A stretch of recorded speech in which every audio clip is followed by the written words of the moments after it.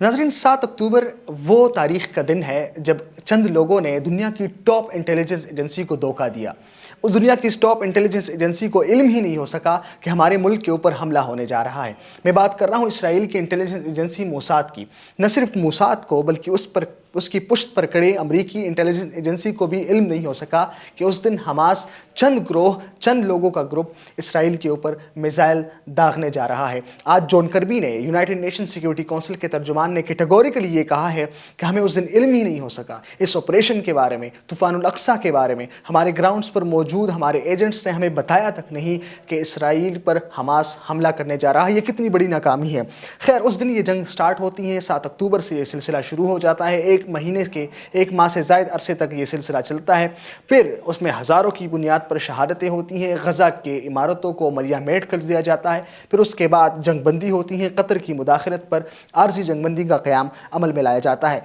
फिर 7 और 8 रोज़ तक वो जंगबंदी चलती रहती हैं और पिछले जुम्मे को उस जंगबंदी का बाकायदा तौर पर ख़ात्मा कर दिया गया। उसके बाद क्या हुआ, अब तक की क्या सूरत हाल है, क्या डेवलपमेंट्स रही हैं, इस वक्त मौजूदा इसराइल और हमास के दरमियान क्या मामला तय हो पा रहे हैं, क्या सिलसिला चल रहा है, इसके ऊपर भी बात करेंगे। लेकिन इससे पहले एक सर्वे की रिपोर्ट आई है, बड़ी दिलचस्प रिपोर्ट है, वो मैंने आप लोगों के सामने शेयर करनी है। ये सर्वे है प्लस कंसल्टेंट सर्वे रिपोर्ट। इस सर्वे ने रिपोर्ट की, इस सर्वे ने प्लस कंसल्टेंट ने 2 सर्वे किए हैं और दोनों सर्वे के रिजल्ट्स मैं आप लोगों के सामने रख देता हूं कि इन दोनों सर्वे में से हर 10 में से 8 पाकिस्तानी ये समझता है कि हमें इसराइल की मसनूआत का बाइकआउट करना चाहिए। ये कितनी बड़ी डेवलपमेंट है। इससे आप इस कौम के अज़ाइम का अंदाज़ा लगा लें कि इस कौम को अगर बराह रास्त, ये तो इनडायरेक्ट तरीका है ना, इनडायरेक्ट जिनके पास इनकी दस्तरस में यही है कि इस वक्त इसराइली मसनूआत का बाइकआउट करें, लेकिन अगर डायरेक्टली इनको मौका दिया जाए तो वह अहले गज़ा के लिए और फ़लस्तीन के लिए क्या कुछ करने का अज़म रखते हैं। इस बात से आप अंदाज़ा लगा रहे कि हर 10 में से 8 पाकिस्तानी ये समझता है कि हमें इसराइली मसनूआत का बाइकआउट करना चाहिए और ये कुल तादाद की तकरीबन कोई 80 से भी ज़्यादा फ़ीसद बनती है। यानी इस वक्त पाकिस्तान के अंदर 12 बड़े शहरों के अंदर ये सर्वे किया गया है और उसमें से 80% से ज़्यादा लोग ये समझते हैं कि हमें इसराइली मसनूआत का बाइकआउट करना चाहिए। ये कितनी बड़ी खुशाइंद बात है इस कौम के लिए कि इस कौम के अज़ाइम कितने बुलंद हैं। और इसमें जो सबसे दिलचस्प पहलू है वो है ख़वातीन का तनासुब इसमें सबसे ज़्यादा रहा है।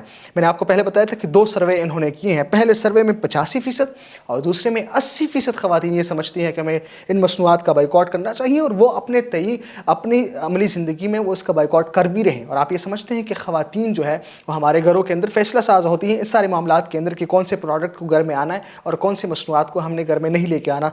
तो वो ये समझती हैं कि 80% और 85% ख़वातीन ये समझती हैं कि इसका बाइकआउट करना चाहिए। और इससे आप अंदाज़ा लगा लें कि कितनी बड़ी तादाद में इस वक्त इस फैसलों की वजह से पाकिस्तान का कंट्रीब्यूशन हो गया, पाकिस्तानी लोगों का कंट्रीब्यूशन हो चुका होगा और इसराइल का नुकसान हो चुका होगा। यानी हर उस प्रोडक्ट का बाइकआउट करना है जिस पर वो लोग गोलियां खरीदते हैं, बारूद खरीदते हैं, बम धमाके खरीदते हैं और उससे अहलियान गज़ा का खून बहाते हैं।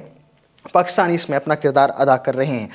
अब जो जंगबंदी हुई 8 रोज़ तक ये जंगबंदी, 7 रोज़ तक ये जंगबंदी जारी रही। जुम्मे के बाद जैसे ही जंगबंदी ख़त्म हुई, हम ये समझ रहे थे कि दुनिया की जानिब से प्रेशर की वजह से, लोगों की जानिब से एहतजाज की वजह से इसराइल के हमलों में थोड़ी कमी वाक़ हो जाएगी। लेकिन इसराइल ने क्या किया? इसराइल ने उस हमलों में शिद्दत पैदा की। इसराइल ने उस हमलों को मज़ीद वसी कर दिया।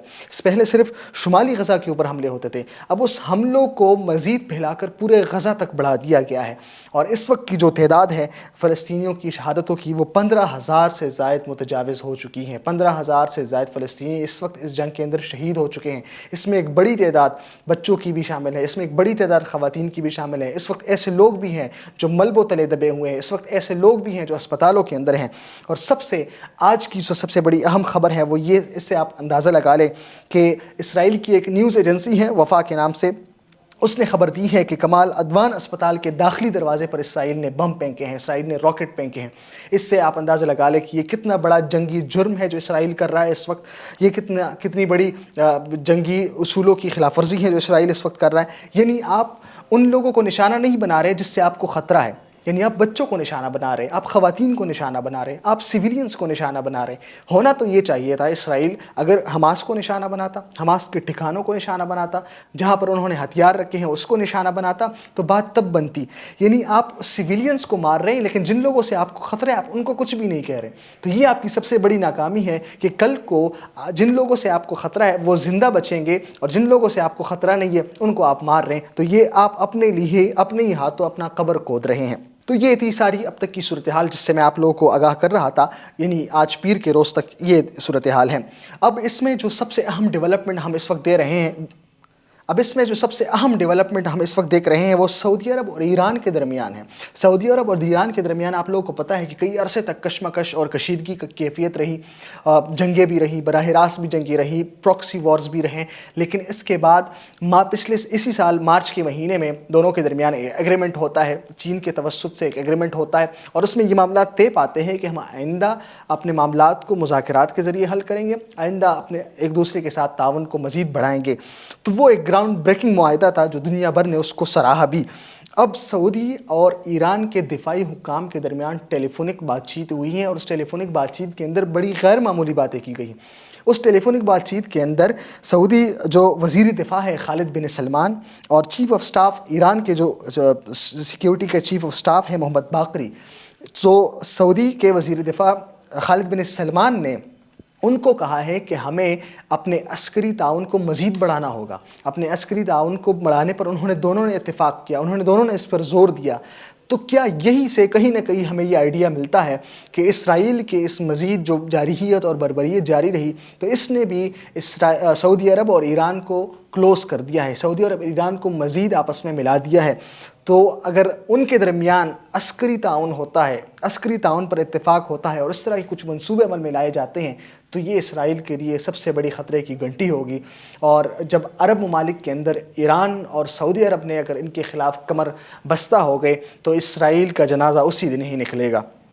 تو اب تک اس ساری صورتحال کے اندر، جنگ کے اندر جو ہم دیکھ رہے ہیں، تو بظاہر تو ہمیں فلسطینیوں کی ہلاکتوں کی یا شہادتوں کی تعداد ہمیں سب سے زیادہ نظر آتی ہیں، لیکن آپ دیکھیں کہ اس وقت بچے مر رہے ہیں، خواتین مر رہے ہیں، عام سویلینز مر رہے ہیں، لیکن وہ لوگ جنہوں نے 7 اکتوبر کو یہ حملے شروع کیے، وہ لوگ جنہوں نے یہ ہمت کی، وہ لوگ جو آگے بڑھ کر انہوں نے اسرائیل کے اوپر میزائل داغے، وہ لوگ جنہوں نے دنیا کے ٹاپ 2 انٹیلیجنس ایجنسی کو ورغلایا، ان کو دھوکے میں رکھا اور ان کو یہ خبر ہی نہیں ہونے دی کہ ہم آپ کے اوپر حملہ کر رہے ہیں، وہ اس وقت گراؤنڈ کے اوپر موجود ہیں اور لڑ رہے ہیں، اور اسرائیل ان پر کسی قسم کے کوئی حملے نہیں کرا بلکہ اس کے بالمقابل سویلینز کو نشانہ بنا رہا ہے۔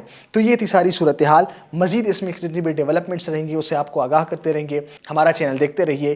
اللہ حافظ۔